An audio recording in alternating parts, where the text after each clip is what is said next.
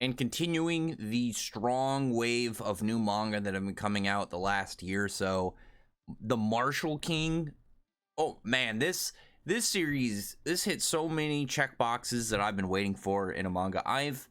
I love the whole Wild West theme, and there's not a lot of manga that fit into this, that follow this style in a way that I think is fun. Another one that I know of, there's like Desperado Renju, but that's like a much shorter story than I would assume this is probably going to go. If this guy's got a whole digital setup with Shonen Jump, I imagine that he's probably going to be set for a longer haul.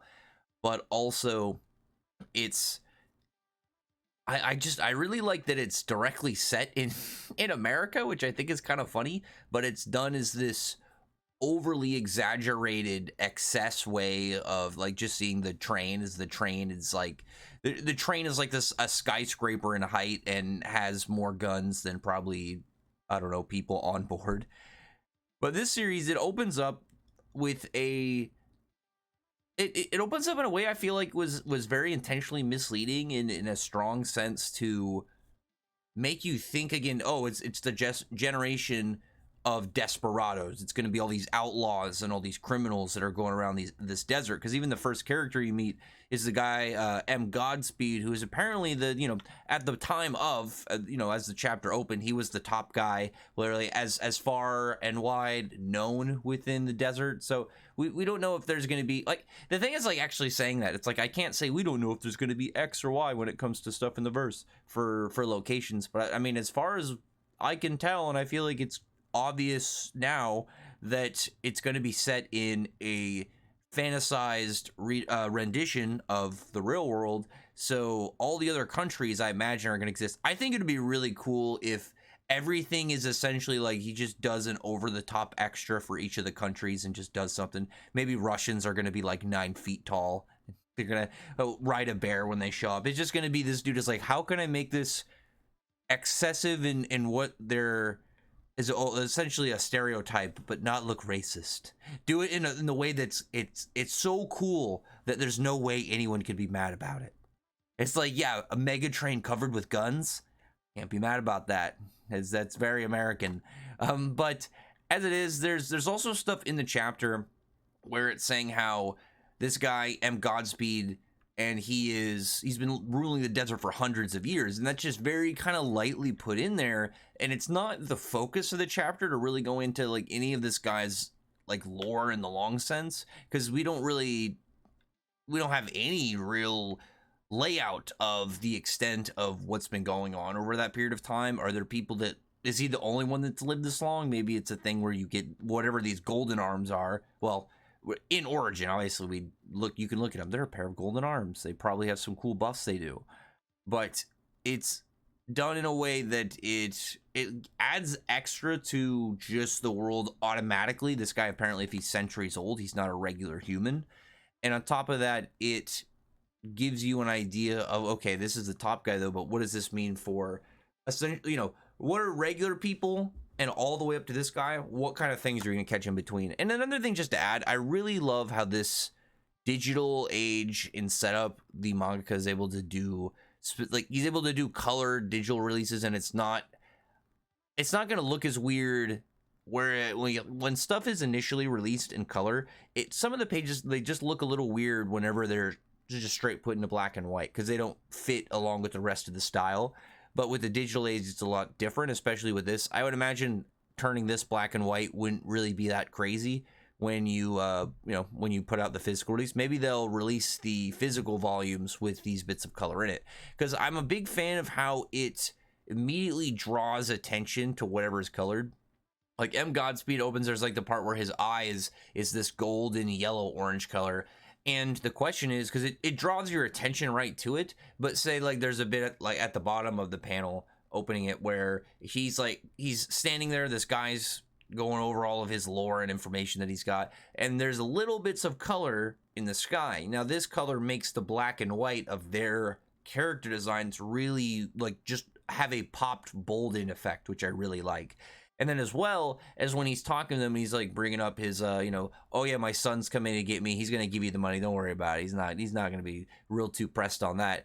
And the golden arms are glowing, it makes me wonder, is it specifically because, oh yeah, they are gold? It's not like, I would assume that when they're called golden arms, their actual color is gold, and then the digital effect gave confirmation of that. But I'm talking about in the sense of, in the verse, say only super special weapons or items are drawn and colored like the golden arms, because we do see it not just in the first page. When he's in the coffin later, you do see that his arms are still shining gold, and in the one full color page where he is shooting at the train.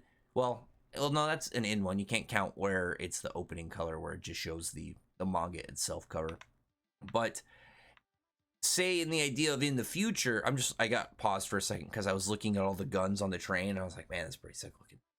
But if in the future, say there are other weapons or items that are in legendary quality, I would assume with the golden arms, then maybe those are going to be only things that are colored in effect of when they're doing things. So it's not just, oh yeah, I want to just add the color to the weapon. If anytime you see a weapon with this effect where it has this kind of colored shine, maybe it's not just gold, or maybe they'll all be gold, or maybe they'll just be various colors, and that'll be an indicator of something really important. Like if there's an item, like think of it like Lord of the Rings, and it would be like everything's black and white, and there's just a scene like where you see the ring, and the ring is the only thing. It's gold specifically, but it's got the the elvish writing on the side, all flamed up and colorful. Stuff like that, where it's an indicator to make you say, okay, hold on a second, what's this? And I think that's just really cool. And two, one thing I really want to see, I like, I'm saying one thing, and I'm like, yeah, one thing, and then second one thing, and third one thing. But just the general layout of the guns in this verse, I'm very intrigued at seeing how it's going to go, because I love when fictions make their own guns. I'm a big fan of that.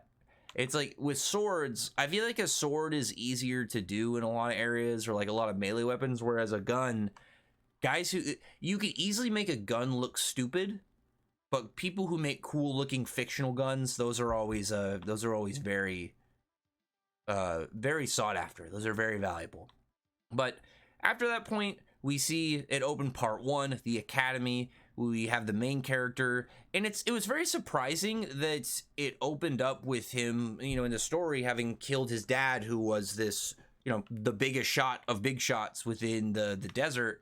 But to me, at least, once he's talking at the start of the chapter, Godspeed, he's saying like, oh yeah, my son is coming, he's gonna do all this stuff. And when he talks to the dude in the first place, he's already spoken to him like his son, like he knows that his son's gonna kill him. And we don't see the direct fight, because when he's shooting at this oncoming mega train, we don't know if like it hits him in the wreckage. Does Jim get out and fight him? What exactly goes on with that directly? How did he die?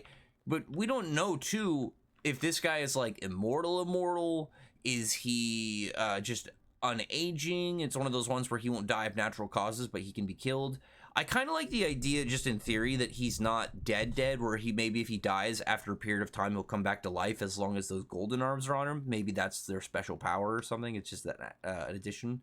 But at some point he comes back. I feel like it'd be very Wild West if some guy you thought was dead, some criminal, he returns and he's pissed off from some ancient mystical power that was dug up during an excavation. Maybe it's made of cursed Indian gold, and they're I'm just thinking of like extensive, what could be really cool that would fit into the Wild West theme, and I'm like, that'd be pretty dope.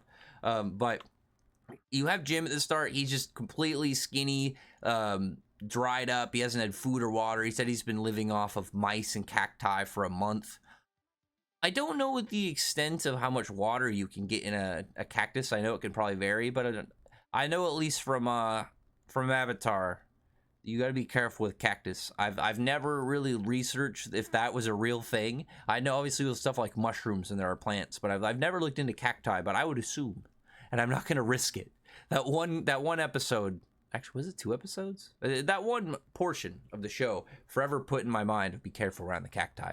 But Jim's just not looking good. But I mean, he's the main character. He's being a little silly when they show up, and in a lot of it is actually in a way that it's giving us some some insight on the world, because these guys they notice that it's M Godspeed's corpse, like this guy actually killed him, and they want to, but you know, in the state that Jim is in, he's not physically, you know, from their perspective, capable of fighting back, and because of that, they're going to try and just jump him, throw him in this ravine, and take the body and claim all the glory. The thing, though, about that is, like, when they're just nonchalantly talking about it, you see down in this crevice, like in this big fissure in the ground, maybe underneath their feet, there's like 10 feet of earth, and then it's just these giant metal cords and pipes and stuff that go everywhere. Very intriguing. There was a lot of just subtle stuff in this chapter for the first chapter that it's like, if you were to go in like 10 chapters from now, you would probably see like, oh, this is a chapter where I explain this thing, this is where I explain this thing, this is where I explain this thing. But it's like he's just laying out all these crumbs and then saying we're gonna get to it, but like we're just gonna leave some mystery and some absolute lawlessness in this world from both the characters, but also the style, I guess, and presentation, which I like. I like this different way that he's, well, I can't say different way. I didn't finish Dr. Stone, so I don't know this guy's full style. But just the way that he's opening it, I think, is really cool, because the whole time you're thinking about how this verse is structured, something different happens. Like, these dudes come up and they have this weird, it looks almost like it's supposed to be a humanoid mech. I don't really know. It's weird in general. It looks like a hot dog with leg wheels. And it's got a gun. It's got guns on it. They're riding it with guns. And the robot not only has its own gun, but it has a metal robot arm to hold a giant gun instead of having a gun just built into it. It's like there's just all these different weird styles all mixed in here, and I'm very happy about that. And I assume this isn't going to be a regular weapon for Jim, but he grabs the top portion of the coffin, just this giant metal cross. Probably weighs, like, I would imagine, like 1,000+ pounds. Like, he's just full guts mode, and he's just naked as hell, beating these guys. Well, he's got his hat on. He's got his cool hat on, and he's just smashing around on this robot, crashing and everything within his path. And that at least shows us that he has superhuman strength. We didn't get anything for like powers and abilities really in the first chapter. The two things that we can definitely say is, one, Jim has superhuman strength, and on top of that, the fact that M Godspeed lived for hundreds of years, allegedly, then he has to have some form of power or ability that lets him do this. And my belief is going to be to where, like, maybe the body, like the people are going to have these capabilities, but something with the weapons are going to be the thing. Like with M, he's got the golden arm, so he's got these, you know, we don't know the details of it, but special items that give him powers. I wonder if it's like maybe the golden arms, it's the power is it would just give you some like infinite ammo with guns, or drop my stuff, or you can just automatically draw your guns. Like maybe you just can form your guns in your hands, you don't have to unholster it, so it takes away the whole quick draw and you instantly are armed. I don't know, I wonder what kind of weird powers this verse is gonna have. Or maybe just it gives superhuman strength, longevity, makes it so I don't have to eat. I mean, that'd be pretty good too, especially in a desert environment, if you can kind of skip all of these things. But as it were, like, he's just completely clobbering these dudes, wrecking them, not having any issues, like using the shield, well, using the cross as a shield to block bullets. There's this badass part. He reaches in to the coffin, grabs one of his dad's guns, and then because he has to use one of his arms to block, he bites onto the gun and then just like pulls it back and starts unloading on these guys. And man, does it look badass when you have parts where you're just seeing the rounds, you see the just like the wording on it. As far as I would assume Red 40 Smith and Western.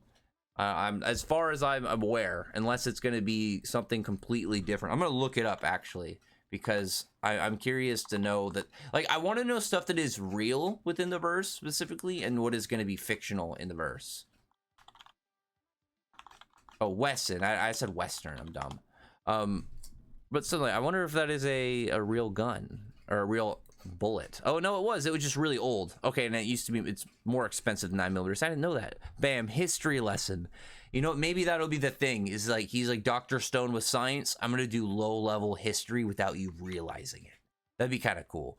But yeah, he's just doing his thing. He's showing his main character status in the first chapter, and Like he's saying, even at death's door, he's gonna make sure they don't forget the name of the best in the West, Jim Godspeed. But most of these guys look like they're probably gonna be dead from this.